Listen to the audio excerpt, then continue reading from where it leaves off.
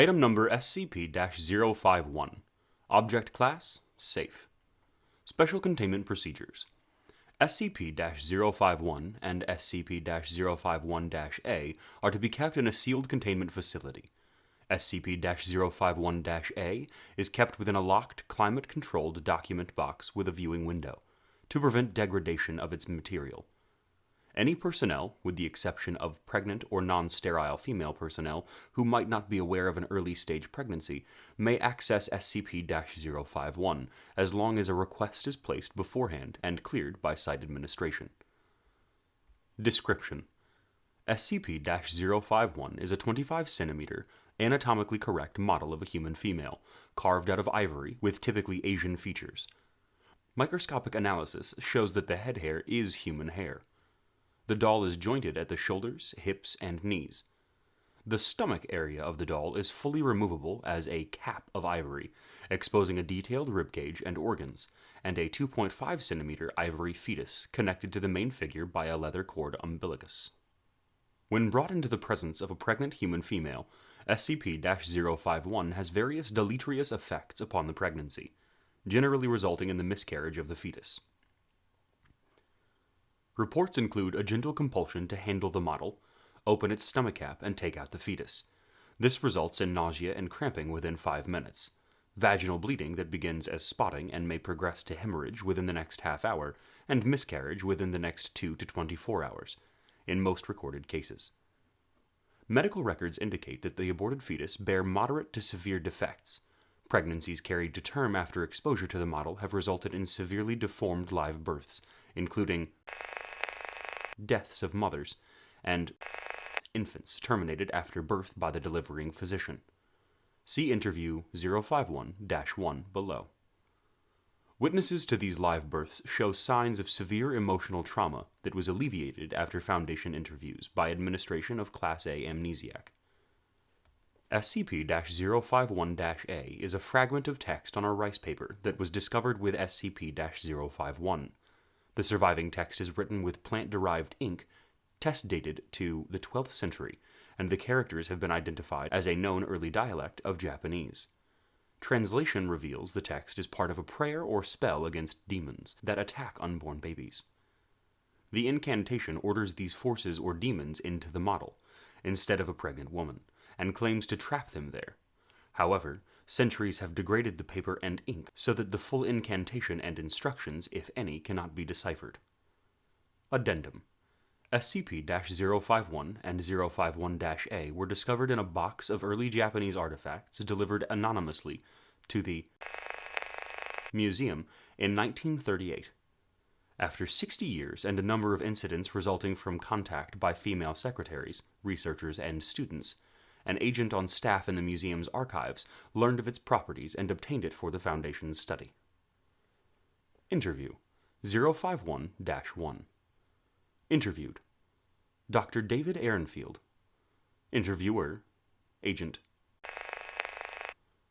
Forward: Dr. Ehrenfield was the attending physician at the death of Martha, January 2nd, 1942. This interview was conducted off-site as Dr. Ehrenfield was a resident of nursing facility. At the time of the interview, he was 95 years old and physically infirm, though retaining most of his mental faculties. A Class A amnesiac was administered after the interview. Interviewer: Thank you for seeing me, Doctor.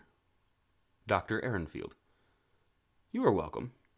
I've outlived most people who would care to hear such stories. Then again, they surely would have thought I was telling lies or slipping into dementia. Now, you may think the same, but at my age I don't really care. This is followed by thin laughter. Interviewer: Can you tell me what you remember of the events of January 2nd, 1942? Dr. Ehrenfield: It was an ugly day. Cold and ugly. Can be a wonderful city sometimes, but winter is a bad season. It was late in the evening when my housekeeper told me I'd been called. I was tired, but a birth is always a wonderful experience. I thought it would cheer me. At this point, the doctor begins coughing and sipping on a drink. I had a nurse with me, but the girl never came back to my office after that night. 15 minutes perhaps for the cab to reach the museum from my house. I'm not certain, but I think so. The doorman was waiting for me. He led me to the room where they had poor Mrs. laid out on a low table, covered with some canvas ground cloths, I think, to make her more comfortable. Interviewer: What was her condition when you arrived? Dr. Ehrenfield: Thinking back now, I should have realized it was very bad. But I was young, and I had not much experience. She was quiet and only grunted with each contraction. She did not respond when I checked her vital signs and spoke to her. She did not even look at me. There was quite a bit of blood. A gush of it covered my hands as I reached down to begin helping her with the birth. The floor was slick with it underneath of her, and the baby had not even crowned yet. She was dilated well, and the contractions were quite close together, and this made me fear she may be having a breech birth. I showed a calm face, though. I did not want to panic my nurse or the researcher, Dr. Merrill, who was nearby. A dignified older man. I believe I wanted to impress him. Interviewer: And then, doctor? Dr. Ehrenfield: I was concerned because of all of the blood, that her life was in danger. I told her to push, and she was pushing, and my nurse helped her, putting downward pressure on the abdomen. As I attempted to manually aid the infant's emergence, I will spare you the details of breech birth procedure. It can be found in any obstetrics manual of the time. I probed blindly and felt. I thought it was a coil of the umbilicus, perhaps tangled around the baby's neck. I almost withdrew, thinking that an episiotomy would be required, but she tore before I could proceed. There was more blood, and the baby began to emerge into my hands. The doctor pauses here for a moment. I had never seen such a thing. You're a researcher. Do you know much of the common cephalic birth defects? This was uncommon. I thought at first that the infant must be stillborn. Its flesh was gray. Not the vernix covered gray of a normal birth, but lifeless and degraded. The smell of decay. I recoiled, and the poor mother screamed on her last push, and the infant was delivered into my arms with a great rush of hemorrhage. The deformity, unspeakable. The thoracic cavity was completely open, the limbs... Interviewer: But it wasn't a stillbirth? Dr. Ehrenfield: It looked at me. I heard the nurse above me beginning resuscitation attempts, then heard her gasp and falter as she saw it. What I held. Gagging as the smell filled the room. I tried to drop the creature, but it clung to my hands. I felt my skin begin to blister and crack. Strange how clearly I can remember it. At my age, sometimes I can't even remember what I had for dinner. The infant was almost double the length of a normal, viable fetus at 8 months. Its lower body segmented.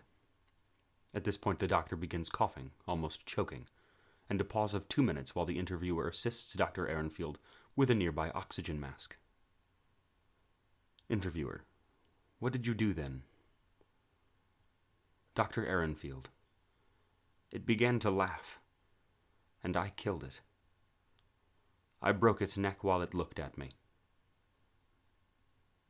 Interviewer: Were there ever any questions or consequences? Dr. Ehrenfield: The doctor releases thin laughter here. In 1942, with the country at war and 2 respected professional men to give their testimony? No. The museum building had a furnace. I disposed of the infant's body myself. We claimed some more normal defect had taken the lives of mother and child.